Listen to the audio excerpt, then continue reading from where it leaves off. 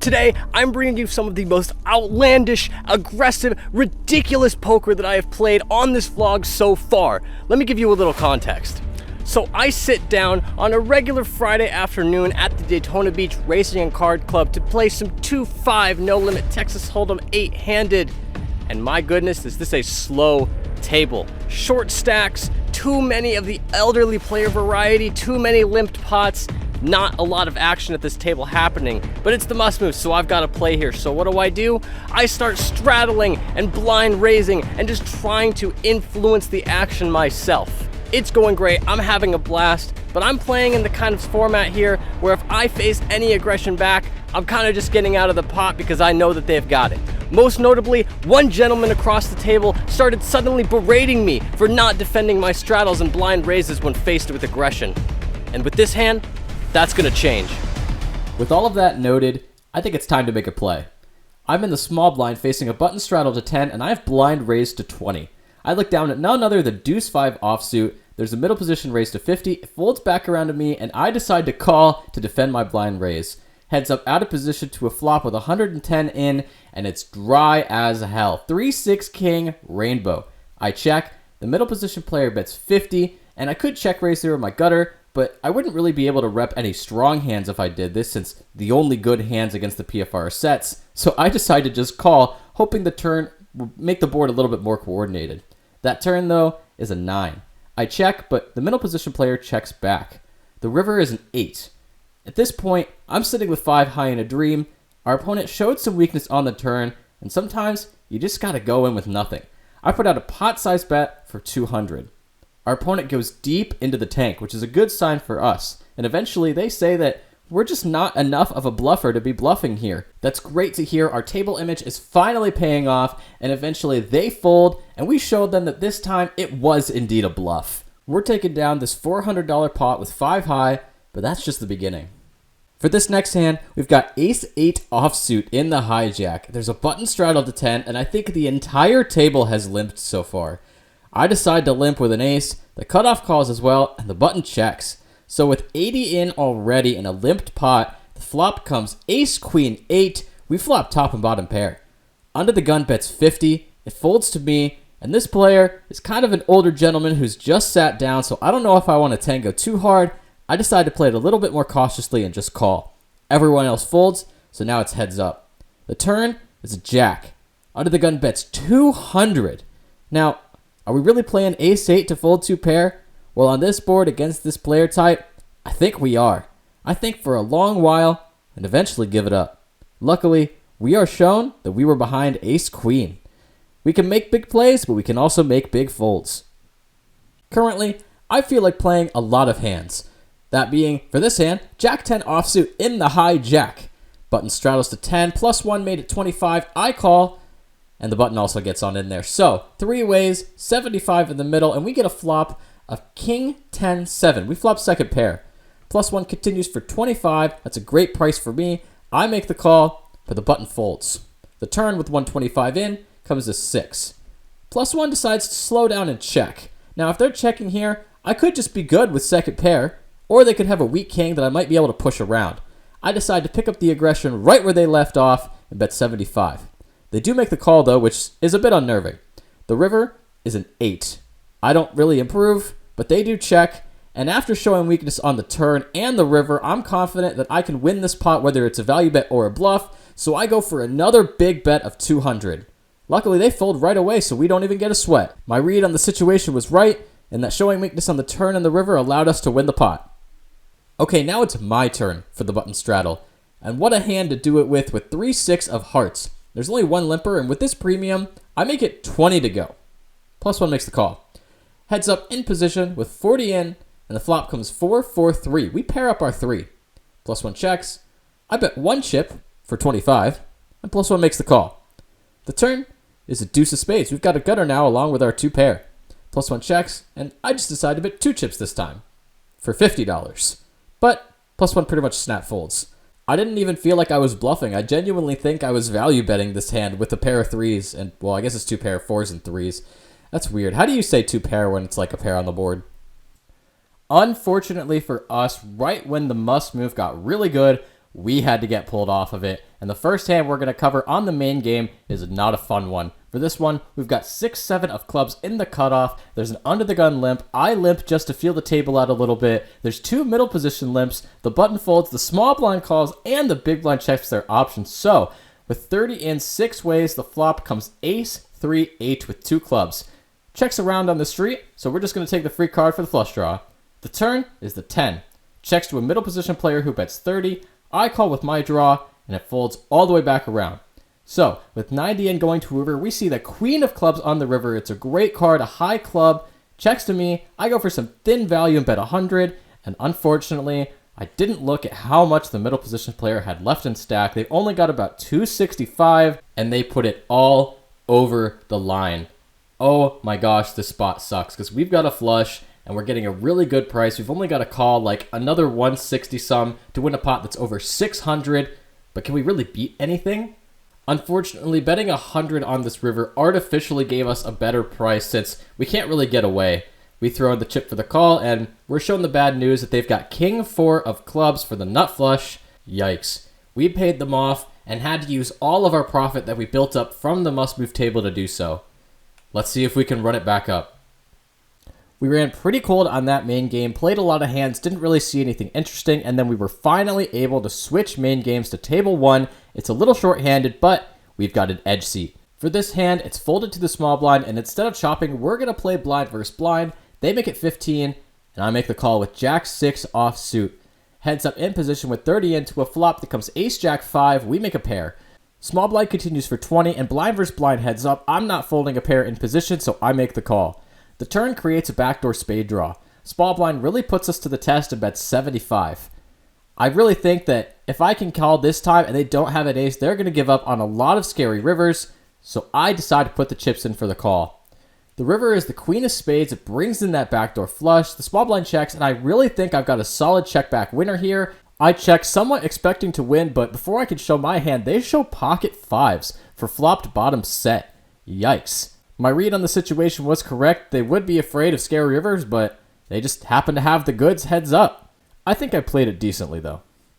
Our table has finally repopulated, and for this hand, the small blind has actually bought the button, so there's only one player with committed money. I'm looking down at king 7 offsuit. I decide to make a slightly lighter open here, since there's only one player to go through in the blind instead of 2. They call, so we're going heads up in position with 30 in to a board that comes Jack 4 Jack. Checks to me, and I really don't think that I'm going to have to do much for them to fold on this drive aboard, so I bet 10. But they call. The turn is the 10 of diamonds. Checks to me, I push again for 35, and they call again. Last card we're going to see here is a 3. Checks to me for a final time, and I'm making my final push at this pot. I bet 100. The small blind thinks about it for a little bit and decides that they just don't think I have it. So they make a good call. I expect to be behind like a 10 or something here, but they show me ace 5 offsuit, calling me all the way down with ace high, and even though they were bluff catching, just barely beat my bluff. Wow, I guess they really just believed that I didn't have it. We're going to get back at them. Who knew that our revenge would come so soon? And we've got the perfect hand to do it with, snowmen in the hijack. There's a button straddled to 10 from the previous player from the last hand. It's folded to us, and we make it 30 to go. The button calls without too much hesitation. Heads up in position with 60 in, and the flop comes ace, 5, 8. That's right, we hit our set. Let's go. We bet 25 for value, and they make the call. The turn with 110 now comes a queen. I bet 50, still trying to milk as much value as I can, and we get snap called. The river really hoping for a brick, and it is. It's the 7 of clubs. I decide to bet 150, but they unfortunately give it up really fast and show king 10 offsuit for calling with a backdoor straight draw that turned into a gutter that didn't improve. Feels nice to win one, but it could have been bigger. With 2 limps and a hijack raise to 30, it's folded to me in the big blind with ace jack of clubs. I make the call, and the 2 limpers come along as well. So multi-way out of position in a bloated pot with 120 in, we see a board of 975 rainbow with 1 club. Checks to the pre-flop aggressor, who continues for 50. I've got 2 overs and some backdoor nutted draws, so I make the call, and the 2 limpers fold. The turn, with 220 in, comes the 3 of clubs. I check, and our opponent thinks for a little bit before betting 150. Being out of position on this spot really sucks, because even if I do hit my club on the river, I'm likely not going to be able to get much more value if I'm not leading, which is just going to look so strong. Nevertheless, I didn't call 50 on the flop to fold here, so I make the call. The river is a club, but it's the 9 of clubs. Really not having a super great time having the board pair here, so I'm just going to go check call with the nut flush here. I check, but our opponent checks back. We show the nut flush, and they muck. I may have been slightly afraid of the monsters under the bed by not leading this river, but on the flop, since they're betting into 3 people, I thought that just looked so strong it definitely could have been a set that boated up on the river. They were the PFR though, so it could have just been an overpair. With 4 limps to us and orbit later, we look down at Jack 10 offsuit in the big blind this time and check our option. The small blind folded, and I show them the hand as if to almost say, watch this. The flop with $25 in 5 ways comes Ace King 7. I check, the low jack bets 15, the cutoff calls, and I flick my $15 in there, as if to say to you, watch this. We turn the absolute nuts, drilling the queen for the gutter ball. On top of that, the low jack checks, and then the high jack just straight up rips it all in for $165. I call with the absolute nuts, of course, and the low jack folds. I go to show my hand, but they actually show top pair with the diamond redraw. We got a faded diamond on this river, and of course we do. We show our hand. We are good, of course, with the nuts, and we take down another pot. Moving right along for this hand, we've got Jack 9 of hearts in the hijack facing a button straddle and 2 limps. I limp as well, and I've got something to say about it. All right, I got my girlfriend's favorite hand. That probably means I'm gonna lose. Rude. Is he lucky? I'd say so. Well, then you might win. We'll see about that. After the cutoff limped and the button checked their option with 50 in, we got a board of 5-8 deuce 1 heart. Big blind bets 25, and sitting with this hand with 2 overs and backdoor draws with flush and straight potential, I decide to call and everyone else folds. The turn is a jack. We make top pair, the big blind checks. I decide to bet 25 with my top pair, and big blind snap calls. The river 7, we both check, and I'm just good. Check, weak jack. You hit a jack? Yeah, I did. I backdoor heart flush or heart straights shit. I don't know. After doing some grinding and getting back up to where we were, somehow I've accumulated a decent number of yellow $2 chips. And to me, those look like straddle chips. For this hand, I'm on the button straddle, looking down at Ace 7 offsuit. Both the blinds have limped in, everybody else is folded, and I check my option. So we're going 3 ways in position with 30 in to a flop that comes 10, 3, ace. That's right, we flop top pair in a straddle pot. Small blind checks, and then the big blind does something kind of peculiar. They're kind of making fun of me a little bit for having so many yellows, so they pick up all of their yellow chips and put them into the middle. Now this is really weird because I don't think that they actually knew how much they were betting. It turned out to be 40, which when I looked at them, looked like more than they thought they were betting. It was kind of a weird tell, but I don't think they meant to bet that much. And I don't think that they were as strong as a $40 bet. I don't really use live tells that often since I just focus on the math, but this time, I'm taking this one all the way to showdown. Plus, this is the same guy who called me all the way down with ace high a few hands back. Small blind gets out of there, so now we're heads up, and the turn brings the 10 of hearts. Big blind bets 50, and there's no way I'm folding for this price considering it's even better now that the pot is bigger, so I call. The river is a beautiful brick card, it's a deuce, he finally gives up and check, I check it back, he mucks, we show our ace, and we are good. And oh great, I've accumulated more yellow chips. The timer's almost up, and we're up about $400 or $500, which is great, but it all comes crashing down. And what more of an iconic hand for it to start with than pocket queens under the gun. We raise to 30, plus 1 folds, low jack calls, hijack calls, cutoff calls, and then the big blind raises to 225. Yikes. This is a really, really tough spot. Because when the big blind decides to raise, it's either absolutely nutted or nothing, since the big blind could just call and close the action to take a flop. I feel super dominated in this spot by bigger pocket pairs, and I'm only flipping at best against ace-king. Nevertheless, I decide to make the call. I'm not going to 4-bet here because if I 4-bet, all the bluffs are going to fold, and I'm only going to get called or raised by better. That said, the other callers in the hand eventually get out of the way, so we're going heads up in a massive 3-bet pot in position, trying to find something we like, and the board comes ace high. Yikes. We don't even beat a lot of the bluffs anymore.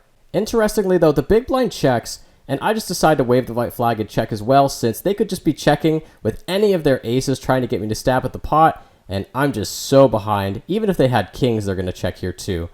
On the turn, it doesn't really change the board at all. They decide to go for a very small bet of 200 relative to the pot, and I pretty much just give it up immediately. They're nice enough, though, to show us that they did indeed spike the ace. Whether it was a big blind squeeze play with a weak suited ace or a strong ace like ace queen, ace king, they beat us either way.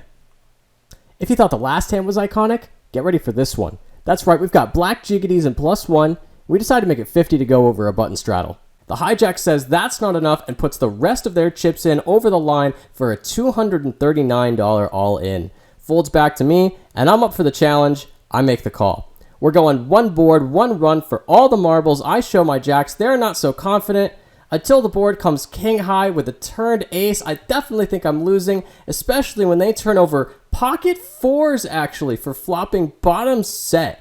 Yikes. I definitely thought I was losing, but didn't think I was losing like that. Two hands back to back, almost just killing all of my profit. We were up like $500 at two distinct points throughout the night. I'm feeling kind of tilted. I rack up and book a $7 win over the course of 5 hours. Yikes. What's up, guys? Runner Poker here, and thank you for watching this video. This is definitely one of the craziest sessions I've ever played. Had a lot of fun, really just firing off a lot of bluffs here and there.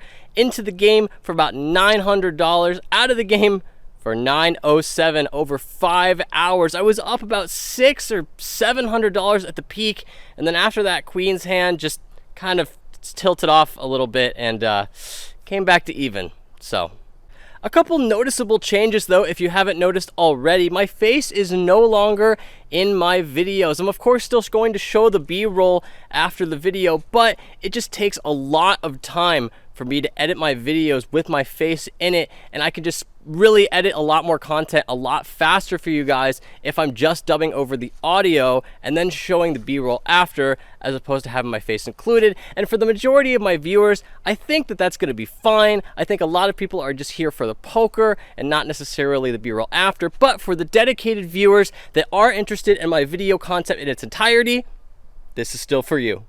It may look like we are in the great swamp of the University of Florida, but we're actually just in my backyard. You can see the apartment homes right there. I fooled you. Ha! It was a trick.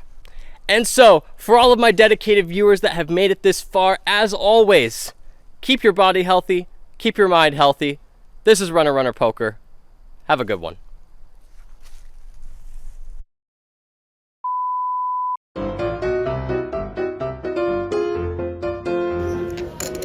Not enough of a bluffer for me to call you there.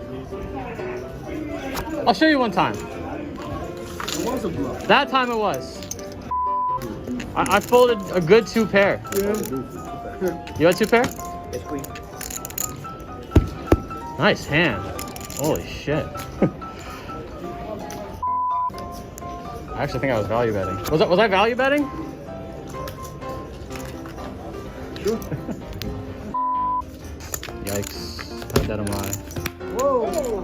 Woo! All those overcards in the floor, so I beat you. Yeah, that'll do it. That will do it, won't it?